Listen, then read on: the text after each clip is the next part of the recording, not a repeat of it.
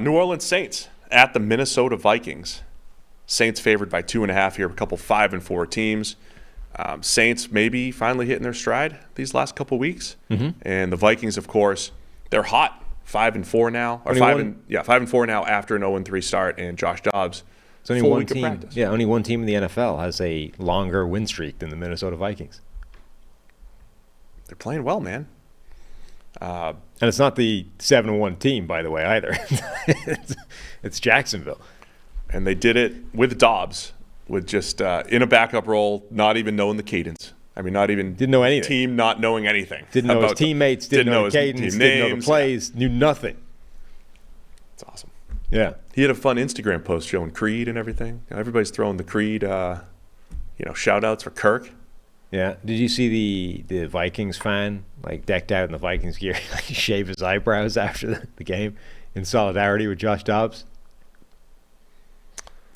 See, there are people who go to games that do that type of stuff. Yeah. I have a feeling they're not the type of people that listen to our podcast. I don't think that we attract the guy that shaves his eyebrows to match the starting quarterback, the guy that paints his face, the guy that tailgates for 19 hours a day, starting on Saturday, getting into Sunday, and that's their whole weekend. I don't know if we get too many of those listeners. I don't know. Face painting seems like a low level, you can get into that.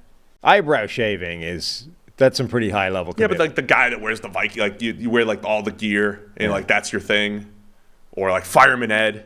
Fireman Ed's not listening to our show. He's just I'm just going to root for the Jets every week. Vikings have one of those guys, right? What's his name? I forget the guy's name. But the guy that used to catch Randy Moss every time he scored a touchdown. Moss would always go to the one dude dressed up as the Viking. I forget what his name was. The point I'm trying to make is those guys go to great lengths and everything. Yeah. They're not bigger football fans than I am. You keep saying that. They're not. They are. They're not a bigger football fan. You would never shave your eyebrows to match Josh Dobbs as your quarterback. That's not the thing that puts you over the top. It is. In fandom. That means he's a bigger fan than you. Just because I'm sitting in my X chair every single Sunday with 12 games on at any given time, that's my way of being a big football fan. The guy that's going to shave his eyebrows is not a bigger fan than me. That's not a better show of solidarity with the game of football than what I have, what I do. You would never shave your eyebrows for your team, and that makes him better than you.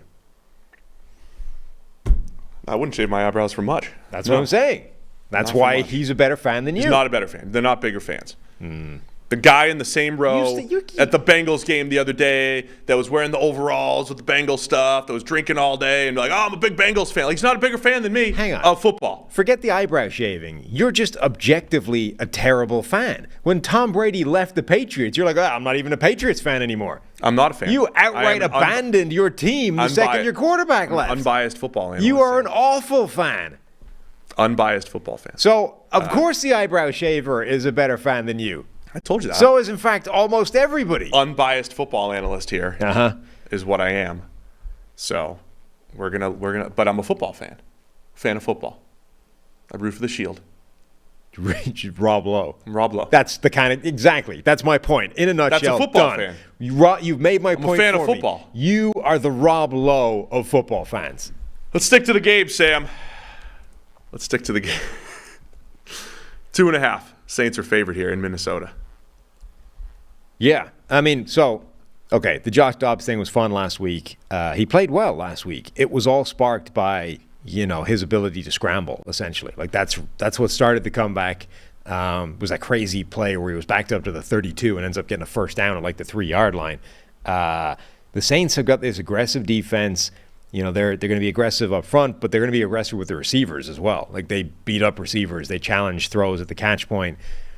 One of the most amazing things about that game to me was, despite knowing nothing, Dobbs didn't put the ball in harm's way a lot in terms of throwing. Now, there were fumbles, etc., but I was amazed how few sort of bad decisions with the football he made. Yeah. Even just, you would have expected multiple miscommunication plays where I'm throwing here thinking a receiver is going to be there, and he wasn't because I don't know the play. And it didn't happen. So are the Saints going to be able to manufacture a couple of those really big passing mistakes from him? Because if they are, I think that's enough to win the game. But if Dobbs can keep it clean again, between the offensive scheme and his athleticism, there's enough there. I always feel like the Saints' defense, their pass defense is maybe better than it is. And it could just be because over the last few years, they have those elite shutdown types of games. This year, the Saints, 12th best EPA per play allowed in the pass game.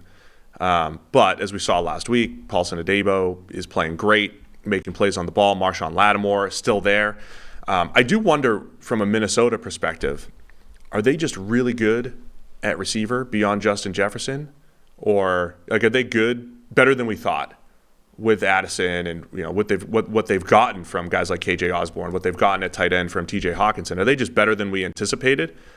And it actually would have been when Justin Jefferson gets back, and if Kirk was still there, they're actually really dangerous. Yeah, which is only a week away, by the way. Like they've activated him essentially now. Jefferson's practicing, and I'm not saying they're going to be. Look, Kirk Cousins is better than Josh Dobbs. The Josh Dobbs story is amazing. But maybe Minnesota's even more dangerous in the passing game than we anticipated because of Addison's emergence and what the trickle-down effect of everyone else stepping up without Justin Jefferson. I mean, I think that matchup, I'm saying, with the Saints' defense is a good one here. Yeah, I think Addison is very good. Having said that, Addison is now, I don't know that this is a great matchup for them. So Addison is very good.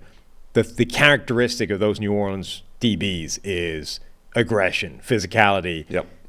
That's still the area of Addison's game that you have the most concerns about. There was another play, I think last week, where ball's in his hands, hit comes in, ball comes out of his hands. Like, remember we talked about that the first time it happened, a couple of times in a single game, and you're like, was that just two quote-unquote freak instances but back-to-back, or is that like a thing that highlights his relative lack of strength and size?